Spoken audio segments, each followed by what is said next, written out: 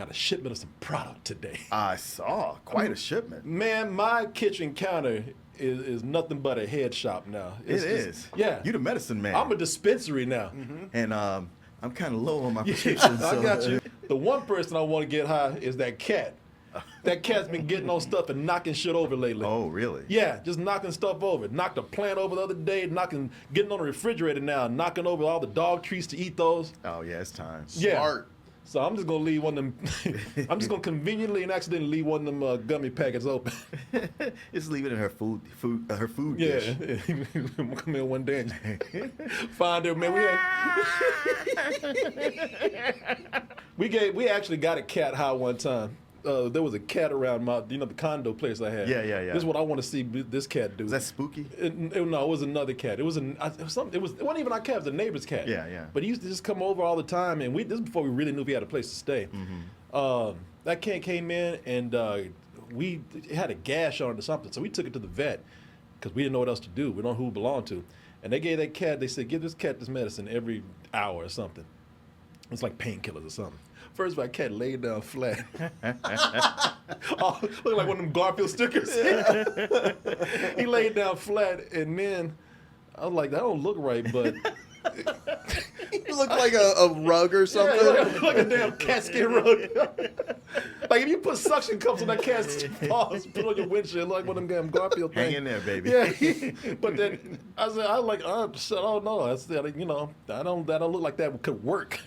The way his limbs are laid out. But I was like, okay, whatever, man. And then about 5 minutes later, that cat started swimming on the floor. And like he was laying flat and doing backstrokes and shit. Yeah. And I called Mia. I told Mia, I said, Mia, wake up. I said, I'm not really panicked, but I don't know what to do about this. And we just watched. First of all, we looked down, and the cat wouldn't stop. And it was something about watching that cat do this that must have been just so therapeutic to us because we didn't take the cat to the vet. We didn't call nobody. We just sat there and just kind of watched. Hell no, you didn't need a cat to the vet. Just for them to look at you, go, what'd you do to this cat? Nothing. But I'm probably get another cat. What? Why? Because there's a cat. You heard me talk to my mom. I think Yeah. I pissed my mom off. Oh, okay. Because there's a little cat. I was just home not too long ago. There's a little cat that comes by the house, and she feeds it, and it's very friendly. And she'll give it water, and now she's getting a box and shit for it. But I was like, what are you gonna do when it gets cold? She's like, I don't know, but she ain't coming in here. Before. Well, man, you're gonna be depriving a coyote of a good meal. Now, see, Martin, why you do that shit? Circle of life, baby. Martin fucking hates cats so much. You see the way he just derailed things and talk about a cat that I'm thinking about adopting, by the way. Well, you should let the coyote eat that motherfucker. Man, why you do that shit? The only time that Martin has ever looked at me at one of these podcasts and said, you know what, I don't give a fuck what you're talking about right now, is when I said, I brought up a story about my cat, and we were recording. Yeah, we were. And I brought up, I said, so my cat, and Martin like, I could give a fuck less about your cat. I thought I was waiting for the joke. He looked at me like, oh no, I don't give a fuck. I'm not playing. I stopped the court. I was like, well, fuck it, man. You want to go professional like that. Man, people always want to tell you about all the adventures that their cats or their dogs do, and you're like, I don't know that cat, and even if I did, this story is not that interesting. But it might be interesting to you, but not to anybody else who don't know that cat. One, I'm your friend. If you're going to listen to anybody's cat story, it's going to be me. No, see, I thought I'd say it to you because I know you understand that sentiment. Matter of fact, we had a conversation just recently about people telling stories about stuff that you're not connected to, and you're like, why are you boring me with this? Yeah, no. It's like somebody telling you, like, man, I had this dream last night, and you're like, that shit didn't happen, so keep it to yourself. But Martin didn't tap me and be like, hey, stop. We weren't in the same room. No, we weren't in the same room. No, Yeah. we were in two different places. No, we were in the same room together. You sure we didn't do that over online? Because I remember. I remember because we were recording the Korey and Martin show. like Martin and Lewis, so, the Korey and Martin show, and we had the equipment on the table. We had to talk in the same room. You could have tapped me and said, "Martin, let me tell you about my cat." Wait, stop for my stuff, man. Yeah, I really don't want to hear no story about your cat. No offense, no offense. I'm your friend, but no, on the air. Not only did you say I don't want to hear about your cat, you was like, man, I could give a fuck less about your cat. I didn't say those words. Yeah, you did. You did. Yes, you did, Martin. Those were the first things I said. Maybe I said, I don't want to hear this story. And you were like, huh? And I had to elaborate on.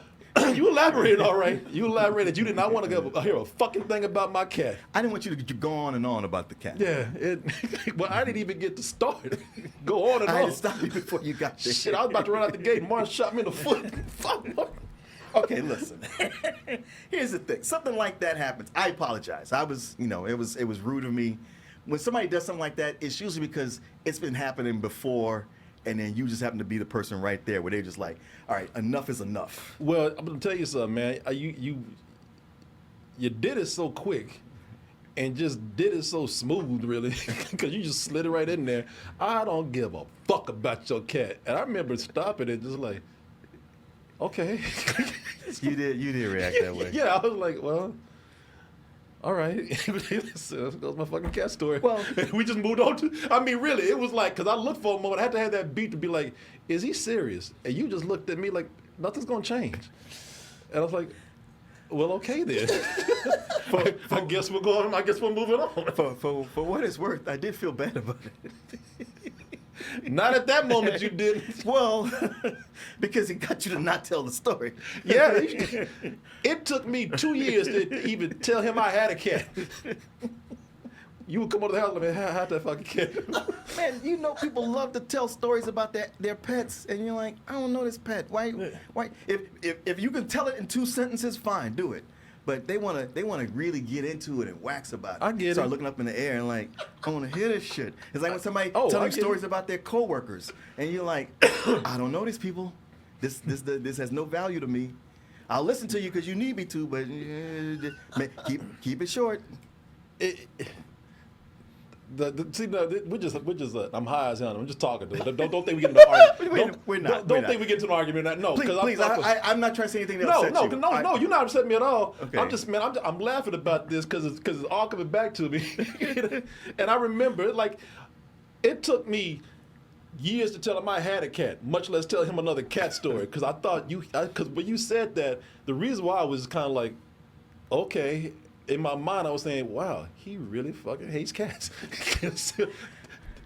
Case in point, do not bring up cats around this man again. I didn't want to know I had a cat because I thought he was going to kill that motherfucker.